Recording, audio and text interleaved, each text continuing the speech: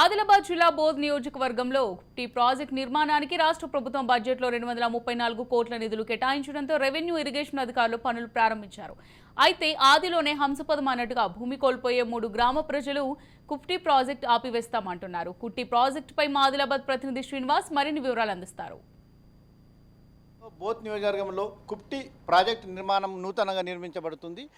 కాంగ్రెస్ ప్రభుత్వం వచ్చిన తర్వాత హామీలో భాగంగా కుఫ్టీ ప్రాజెక్టు నిర్మాణానికి అత్యధికంగా 234 కోట్లు నిధులు విడుదల చేశారు. ఈ కుఫ్టీ పనులు ప్రారంభం అవుతున్నాయి. అయితే ఇప్పటికే రెవెన్యూ శాఖ మరియు ఇరిగేషన్ శాఖ వాళ్ళు వచ్చి ఇక్కడ ఆల్రెడీ సర్వే నిర్వహిస్తున్నారు. అయితే ఇక్కడ ఆదిలోని అడ్డంకుల విధంగా ఇక్కడ ఈ ప్రాజెక్ట్ నిర్మాణంతో కుప్టి, కుమారి, గాంధారి 3 గ్రామాలు అవుతున్నాయి. అయితే మనం అక్కడ గ్రామ ప్రజల దగ్గర ఉన్నాం. మనం ఇక్కడ కుమారి దగ్గర ఉన్నాం. మనం ఇక్కడ వాళ్ళని అడిగి తెలుసుకుందాం. అసలు వాళ్ళ ప్రాబ్లం ఏంది, నిర్మాణం చేస్తే ఏమవుతుంది, వాళ్ళు ఏం నష్టపోతున్నారు, వాళ్ళ ఏం డిమాండ్ అని తెలుసుకుందాం. చెప్పండి సార్, మీరు ఇక్కడ ప్రాజెక్ట్ నిర్మాణంతో మీకు ఏం లాస్ అవుతుంది, మీ యొక్క డిమాండ్ ఏంటి? కుప్టి బ్యారేజ్ ప్రభుత్వం నిర్మించదలుచుకున్నటువంటి కుప్టి బ్యారేజ్ కింద కుమారి, కుప్టి, గాజిలి, గాంధారి గ్రామాలకు సంబంధించి దాదాపు 900 పైచిల్కు గృహ సముదాయాలు, 2600 జనాభా, 2500 ఎకరాల సాగుకు యోగ్యమైనటువంటి సారవంతమైనటువంటి 2 పంటలు పండించేటటువంటి దాదాపు ఆ భూమిలో నుంచి 70% భూములు ముప్పుకు గురవుతా ఉన్నాయి. అయితే ఏదైతే బ్యారేజీ నిర్మించాలని అనుకుంటున్నదో ప్రభుత్వం, ముందుగల ఇప్పుడు R&R ప్యాకేజీకి, రిహాబిలిటేషన్ ప్రక్రియకు, ల్యాండ్ ఎక్విజిషన్కు సంబంధించి దాదాపు 500 కోట్ల పైచిల్కు అవుతుందని నా అవగాహన. అయితే ప్రభుత్వం 234 కోట్లే కేటాయించి భూ నిర్వసితులకు సంబంధించి పునరావాస ప్రక్రియ మీద, వాళ్ళ రిహాబిలిటేషన్ మీద, ల్యాండ్ ఎక్విజిషన్కు సంబంధించి చెల్లించే రేటు మీద ఒక స్పష్టతనివ్వకుండా ప్రభుత్వం ఏదైతే ముందుకు వెళ్ళాలని అనుకుంటుందో దాన్ని నిర్విందంగా అడ్డుకోబోతా ఉన్నాం. ముందు తేల్చిన తర్వాత పునరావాసం ఎక్కడ కేటాయిస్తారు, వాళ్ళ గృహ సముదాయాలకు సంబంధించి రిహాబిలిటేషన్ ప్రక్రియ ఎలా కొనసాగిస్తారు, ఆ పునరావాసానికి ఇవ్వవలసినటువంటి గ్రామానికి స్థల నిర్ధారణ ఎక్కడ చేపడతారు, వీటన్నిటి మీద ఇప్పటి వరకు ప్రభుత్వం నుంచి, అధికార యంత్రాంగం నుంచి ఒక స్పష్టత లేదు. కాబట్టి దీన్ని మేము ఎదుర్కొంటా ఉన్నాం. అంతేకాకుండా ఇక్కడ సారవంతమైనటువంటి నేలలు ఉన్నాయి, 2 పంటలు పండించేటటువంటి భూములు ఉన్నాయి.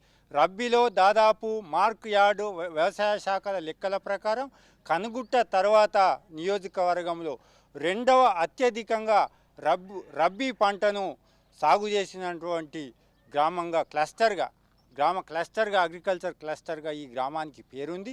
ఇంత సారవంతమైనటువంటి నేలలు ఉన్నటువంటి ఈ గ్రామాన్ని ఉన్న ఫలంగా బయటకు పంపుతామంటే మేము ఎట్టి పరిస్థితిలో ఒప్పుకోము. ఒకవేళ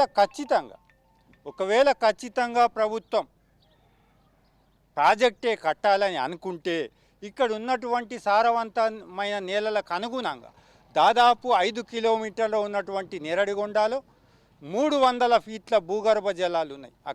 ఇక్కడైతే 60 ఫీట్లలోనే భూగర్భ జలాలు ఉన్నాయి. ఈ భూమికి దాదాపు 35 నుంచి సాధారణంగా 40 లక్షల ఒక ఎకరానికి ఉంది. దానికి అనుగుణంగా మార్కెట్ విలువ మీద భూసేకరణ చట్టం ప్రకారం 4 ఇంతలు చెల్లించి అప్పుడు పునరావాస ప్రక్రియ కొనసాగించి తదనంతరం ఈ ప్రాజెక్టులు మొదలు పెడితే దీనికి ఒక అర్థం ఉంటుందని మేము భావిస్తాం.